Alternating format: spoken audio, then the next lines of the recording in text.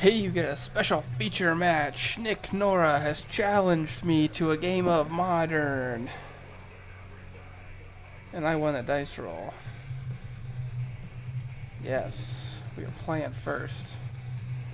I do not remember what he has built on Moto, but we're gonna just attack. Goblin Guide.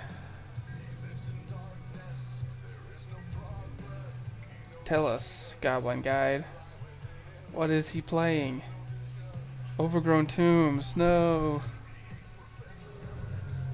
Maybe Tarmogoyfs.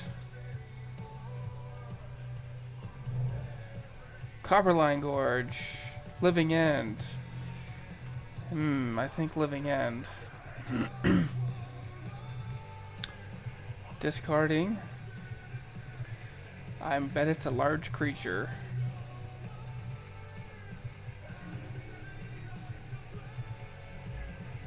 Yes. Alright. So. Fetch. Sacred. Yes. Now, this way, if he wants to cascade into Living End, he has to take at least 4 damage.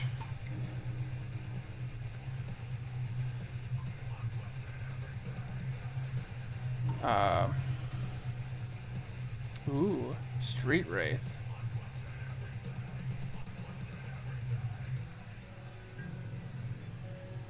Alright. Hopefully he doesn't have Simeon Spirit Guide. Darn it! I was gonna say, because then we could potentially, get him dead here before he got his 3rd mana to cascade into it. But if he's got Simeon Spirit Guide, I mean, that card is just broken. Probably should be banned. It's just too good. Simeon Spirit Guide is what allows really, really ugly things to happen. It's like a Lotus Petal. Alright. We're attacking. And just hope he doesn't have it. Beast Within. Are we getting in damage? Yes. The damage has been done. Alright, Living End. Alright, Rift Bolt Suspend.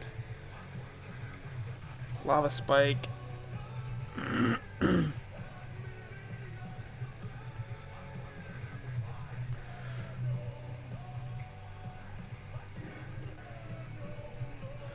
Alright. This Lava Spike is going to put him down to 7. When he cascades, that's going to put him down to 3, and I can just untap and Lightning Helix him. Let's see if he has to shock himself. Probably not, just get a swamp. Alright, so he's going to go to 2 in order to cascade into something.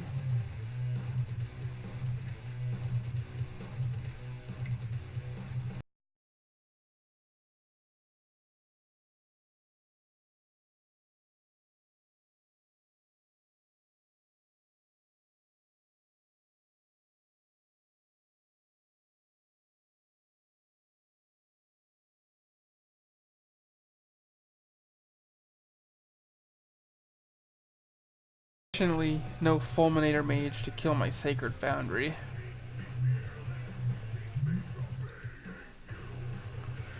Look at the top 3 cards and put them back in any order. Let's see if he gives me a land. Because if he gives me a land, then I'm going to use Searing Blaze. Oh, he used his own library. Oh, okay.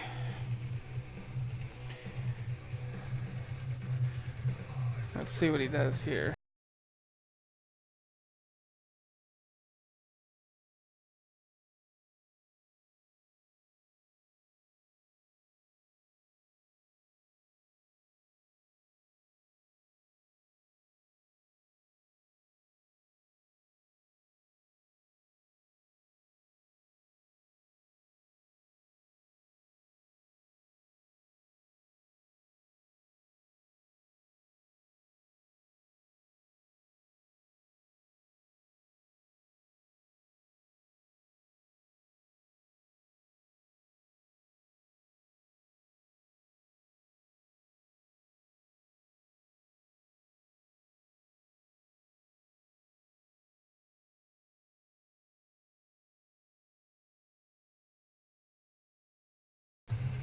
Alright, we're gonna lightning helix this just to have a little fun here. Next turn I'll go mountain searing.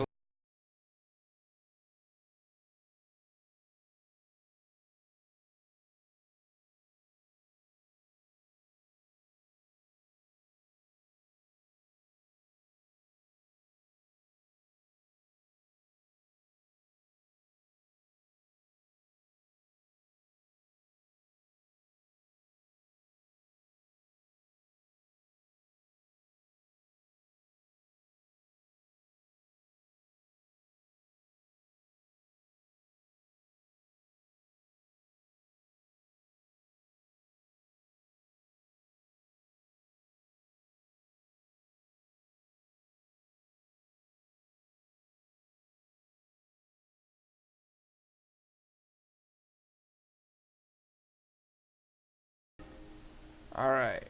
Boom. Searing Blaze. Searing Blaze. Killing the Architect.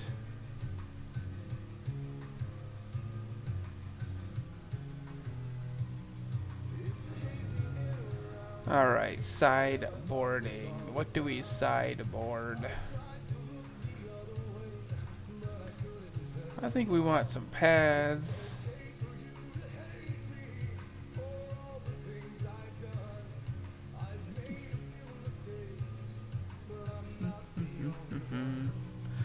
I don't think we want revelries. Deflecting Palm is an interesting one. Searing Blaze doesn't hit very many things.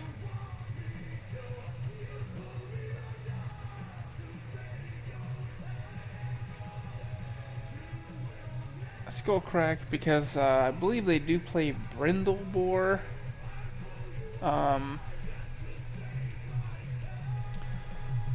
So that could be important. I could probably take out these Lavamancers.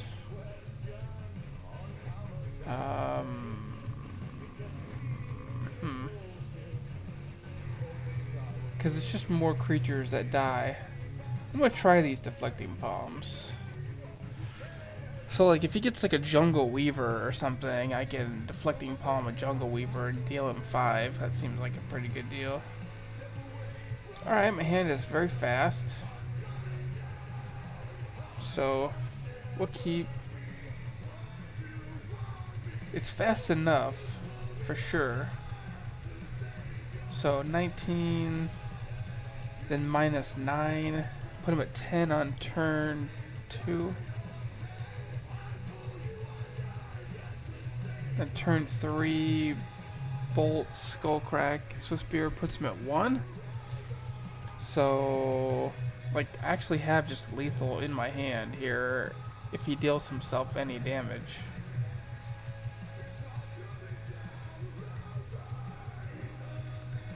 Alright, get in there, Swifty.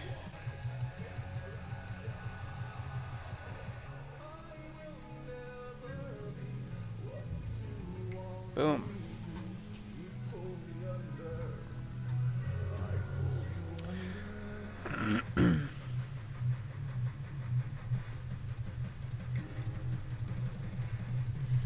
Cycling. Must attack each turn.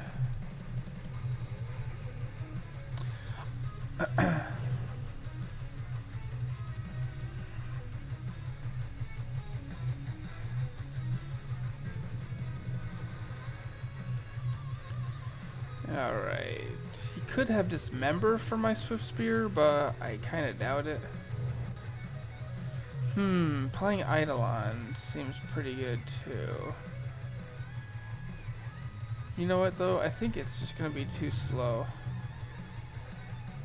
Cause he's really not casting anything, he's just cycling. I think I just want to get in as much damage as I can with this Swiftspear while I can, and get all these prowess triggers while I can.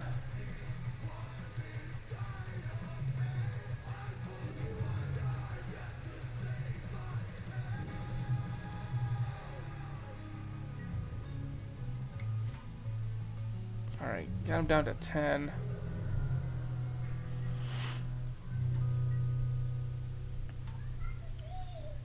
Next turn, I could go. Yeah, that's one of the reasons I boarded out my Lavamancers, is because of Fairy Macabre and things like that. Lavamancer just never been all that good in this matchup. It's just too slow. Like, you have to have one of these kind of a fast start, so. No cycle into a tapped land is interesting here. Let's see. If I bolt and attack, he's at 5. I play Eidolon. He cascades, he's at 1. So then he's at 1 and I've got 2 Skullcracks in hand. Or I could Skullcrack and bolt, attack.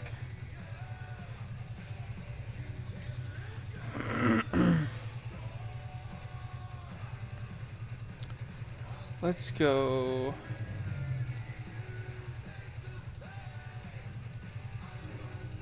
Get a sacred, pay it, and I think I just want to attack.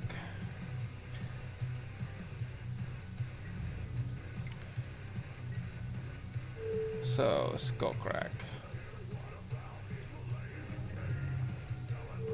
Bolt. Alright, so that puts him at 1. I have a Skullcrack and an Eidolon, so he can't fetch or play a Shockland.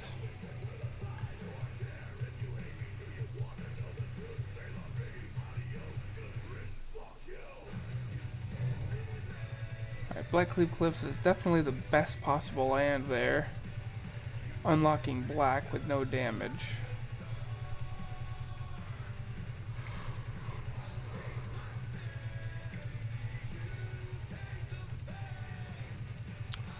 Yep. Yep.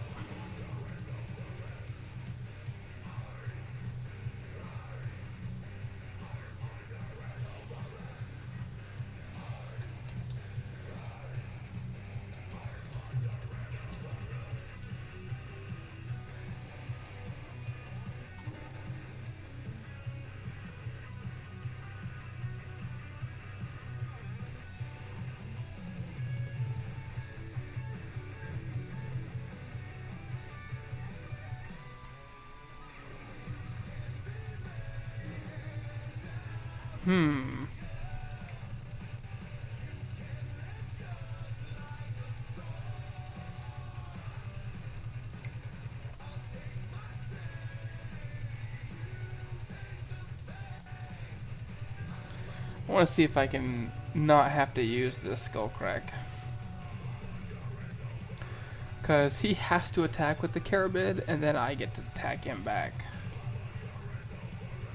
And obviously he can't cast anything like Beast Within or anything like that. So, can't cast Brindlebore. Like, he just has to attack.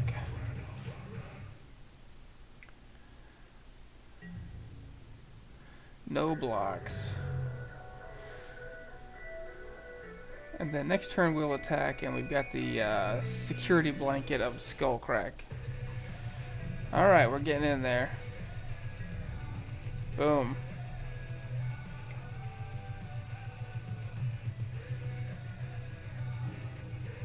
Architect.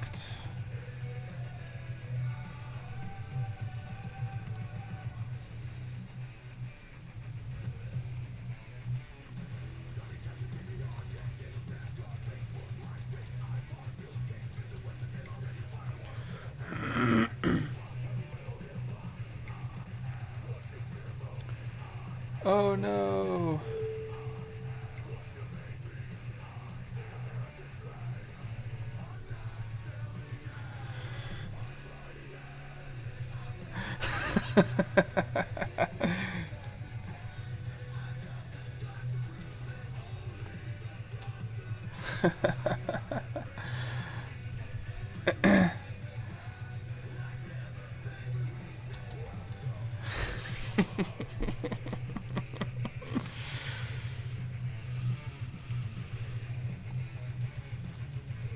I can't type.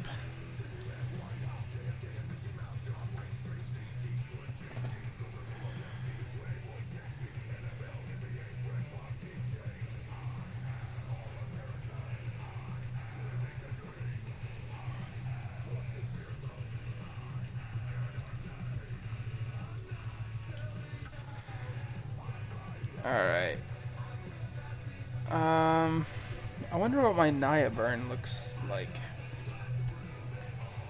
What is my Naya list? It's not really any different. I think I was just making different lists so I could play around with things. Alright, borrows. Boom.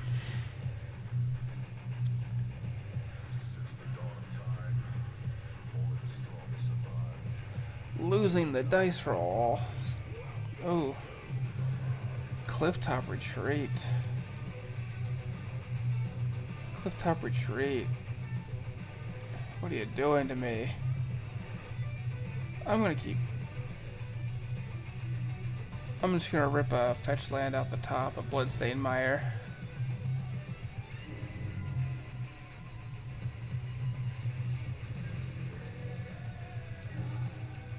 Okay, Wooded Foothills. Mountain. Mountain into Goblin Guide. Get in there, GG. Stomping ground it is.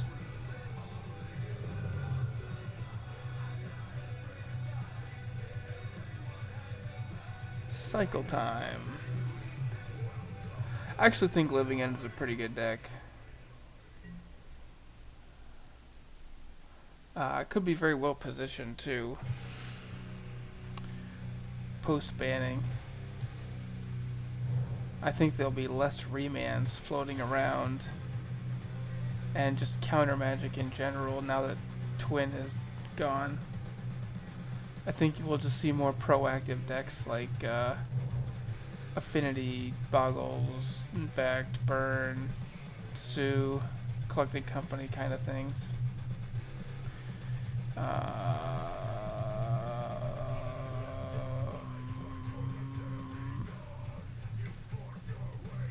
Let's do Eidolon. I should probably do that after combat. Should have done that after combat so he can't Simian Spirit Guide and just get me good.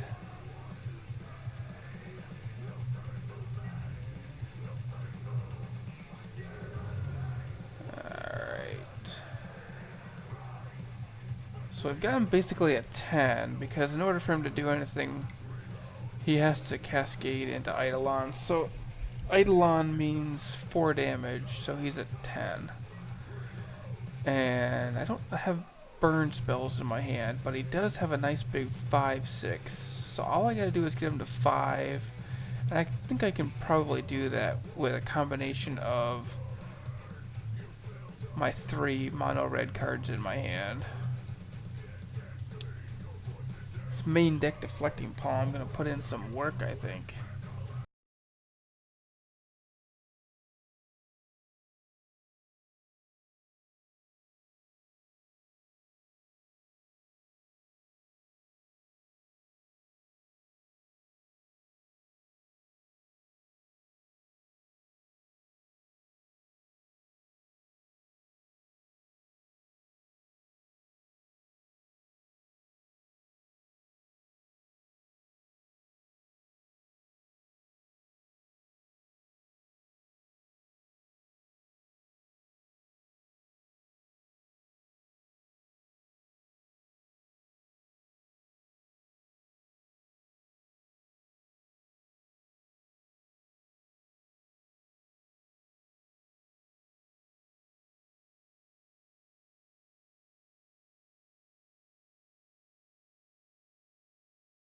Play Lavamancer and hold up Deflecting Palm for the Jungle Weaver.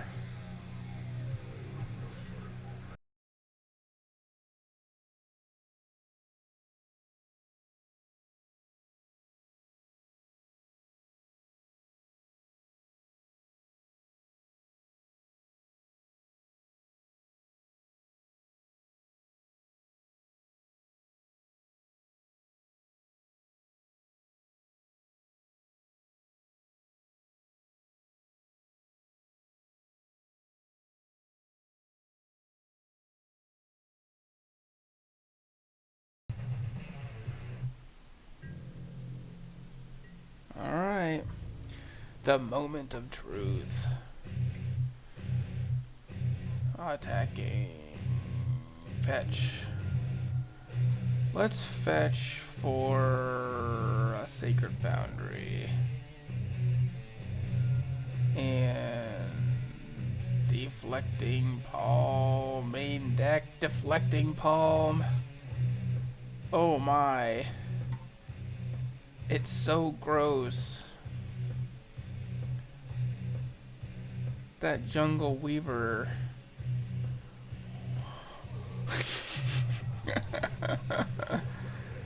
Boom. Jungle Weaver.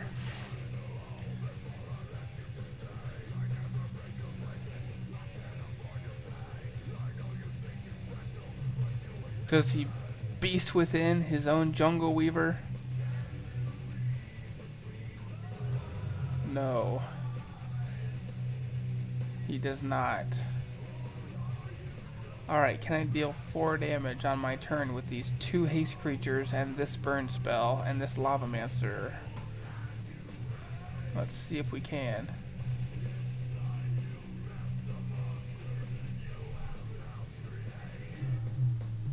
I think we get there. Swift Spear.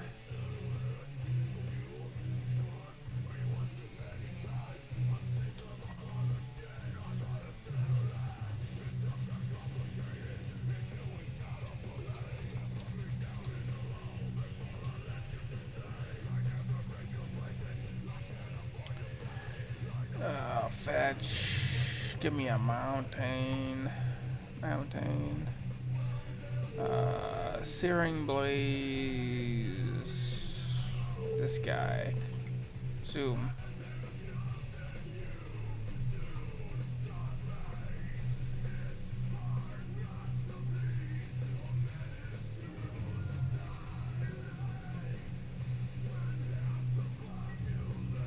Zoom.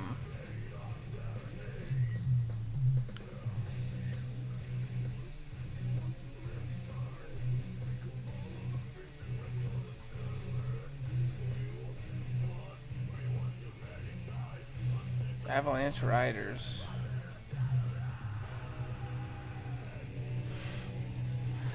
No, you can't cycle your Street Wraith. Oh, that's funny. Main deck Deflecting Palm. Putting in some work. Alright. Lavamancer's gone. Palm. I don't remember what I did with Palm. I'm pretty sure I took out Searing Blazes. Actually, I don't really remember, but we're just gonna do this. Yeah, we're just gonna load up on the white spells, because white spells are good.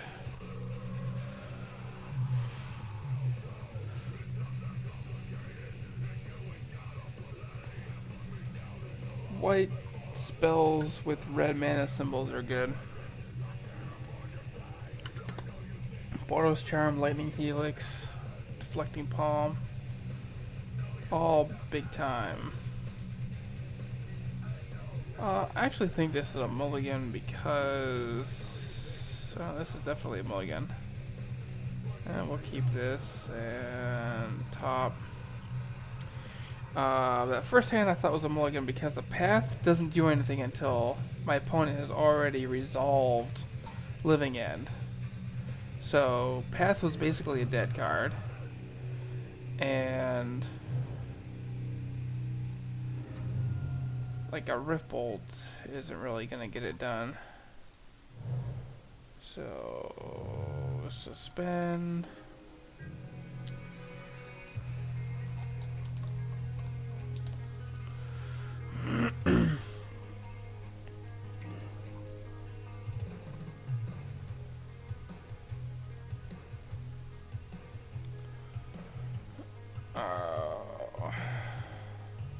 We need a lot of top decks.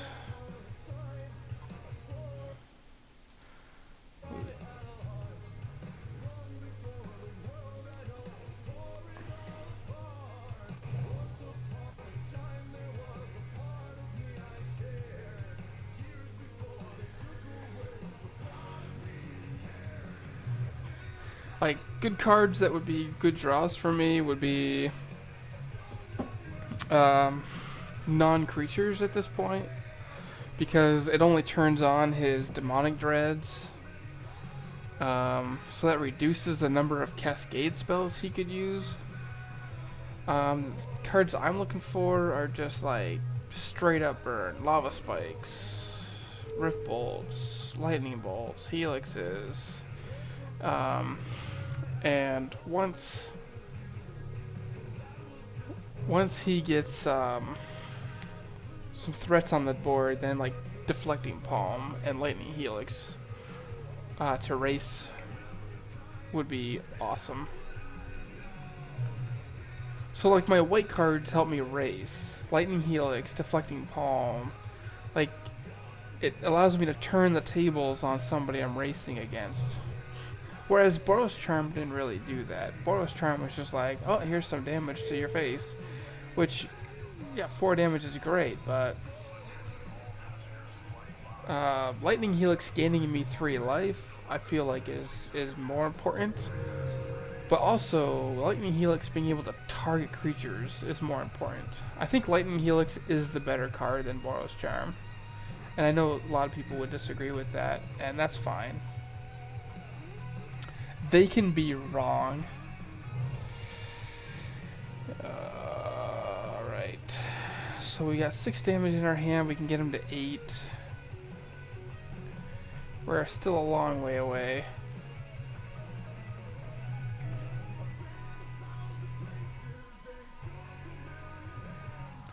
We're a long ways away.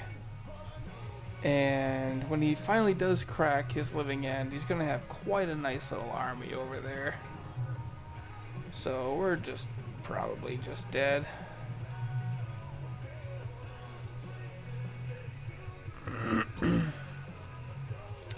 Now I'm going to be wanting to draw like deflecting palms for that pale recluse. Or I mean just any of them really. Just palm it, palm it.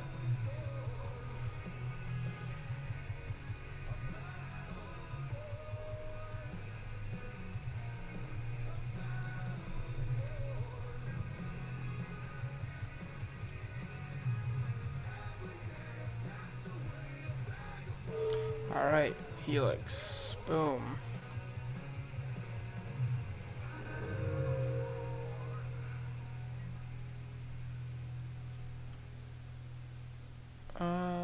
Yeah, let's just do it. I mean, he doesn't have anything that dies to bolt anyway, except for like Architect. And just unload. There's no sense in holding Lightning Bolt. Just use up my mana, get it used. This way if I draw like Skullcrack or Lightning Helix, I can play all the cards in my hand. So, alright, suspend.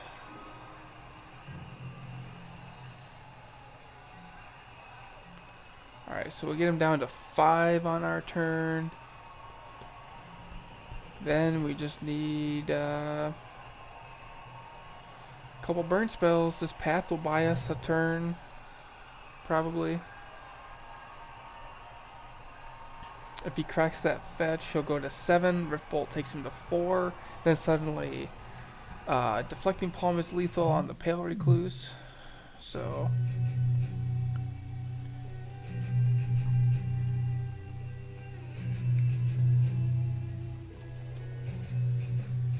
whoa.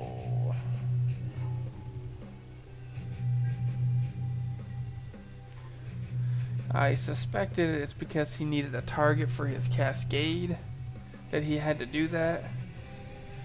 Because his only Cascade spell has to target the Demonic Dread. So what I'm going to do is I'm going to exile that in his upkeep. Because I believe Demonic Dread is a sorcery. So, Bolt to the face. Bolt to the face, and we'll pass. So pathing this is hopefully going to buy us a turn.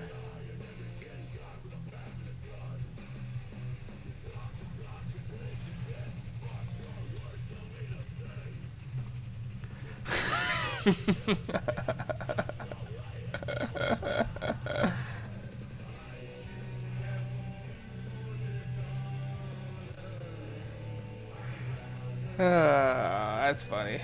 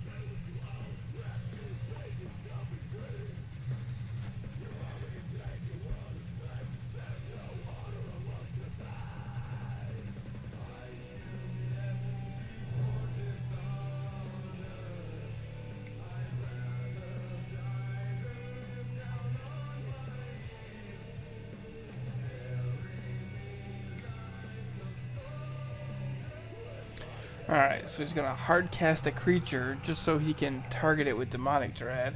And I would love to draw another path.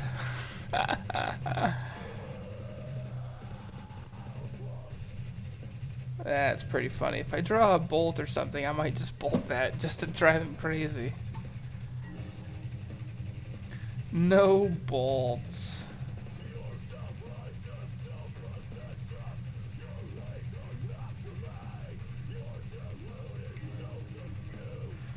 I'm gonna be so dead if I don't draw a burn spell or something. I mean, he's bringing back Patton's army here.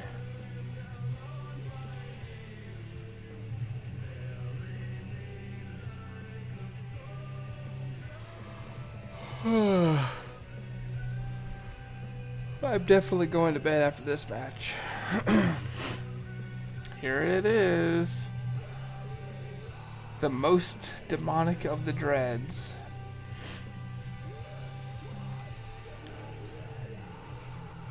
Man, I haven't drawn a single creature this game.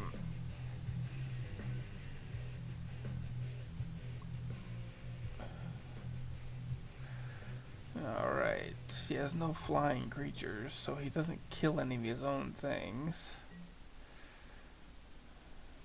Look at the top 3 cards.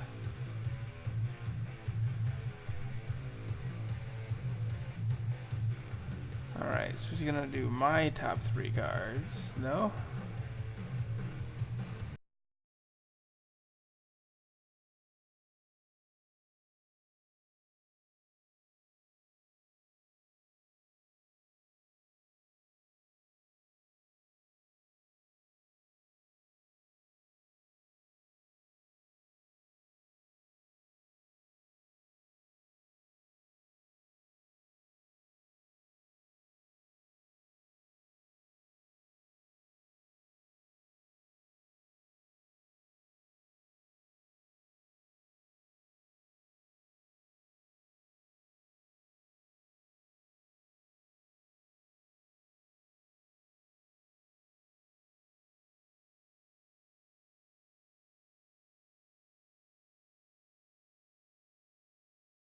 Six, 10, 11, 12, 13, 14, 15, 16, 17, 18, 19, 20, 21, 22, 23, 24, 25. No, he's got me.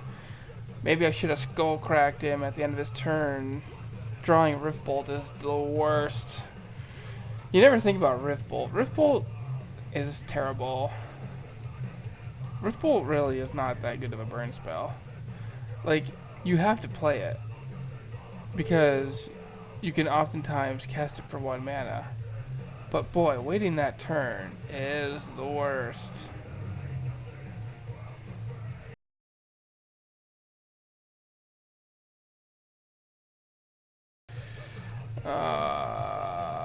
Submit deck.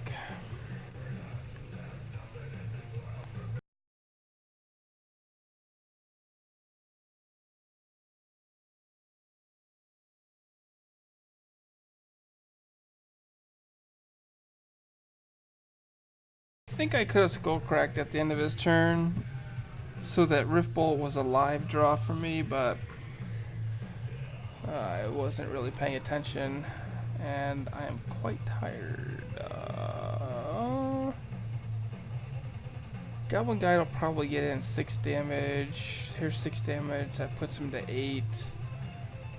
If he shocks himself at 7, or fetches at 7, so all I need to do is draw 2 burn spells. I can probably manage that.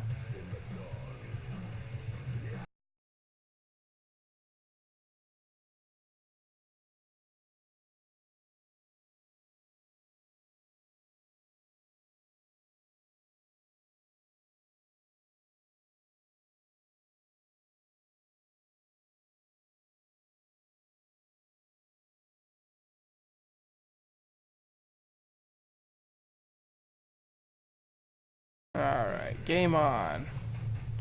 Game on. Get a Sacred Foundry.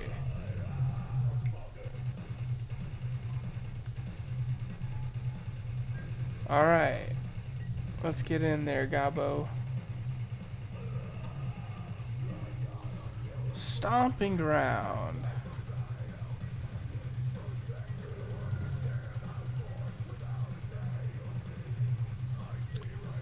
If I have to reveal a land to my opponent, I do like to reveal shock lands. Because hopefully they will shock themselves. I don't like revealing things like Copperline Gorge and Blackcleave Cliffs, because then it's like, oh, here's some really good mana fixing for free life.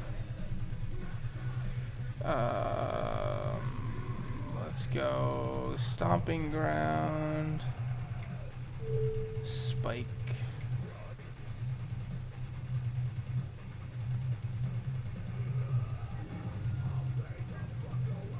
and Goblin Guide.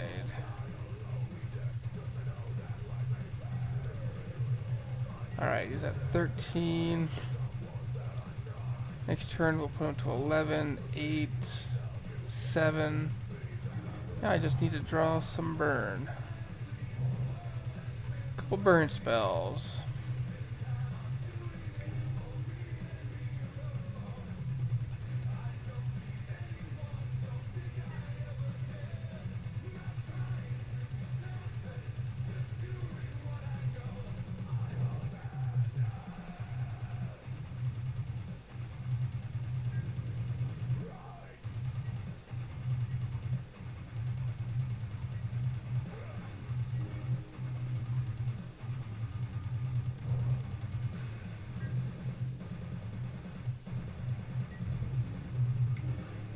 Don't you know that every time you keep a 4-lander that you immediately draw 2 lands? That's just the way it goes in the 20 land deck.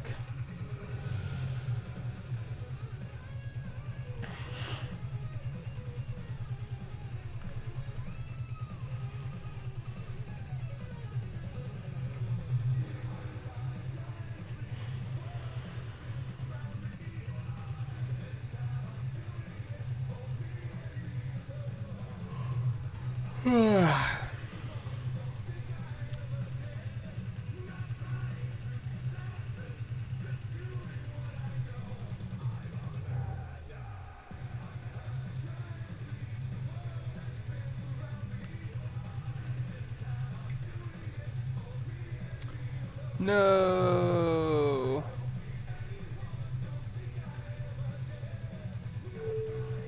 Alright, take this. And I'm gonna fetch too for thinning purposes.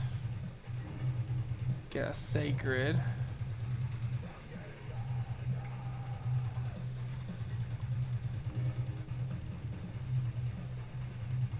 Alright, so he's gonna have 7 power in play to my hand of 3 lands.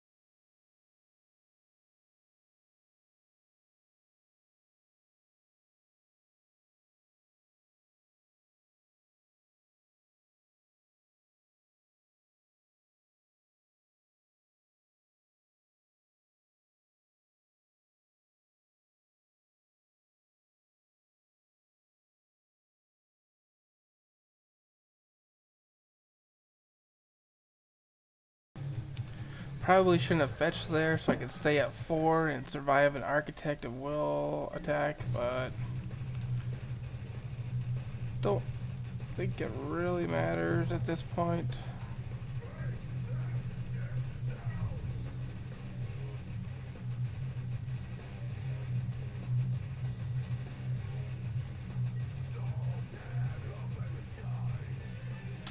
Drawing Deflecting Palm was very good there. It does give me an extra turn.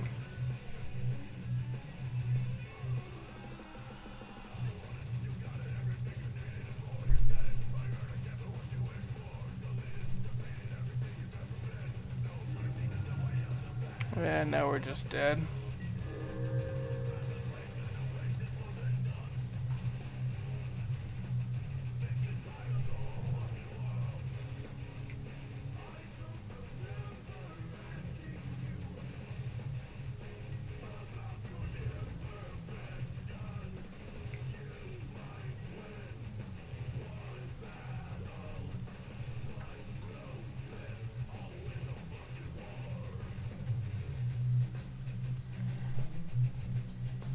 Alright, thanks for watching, everybody.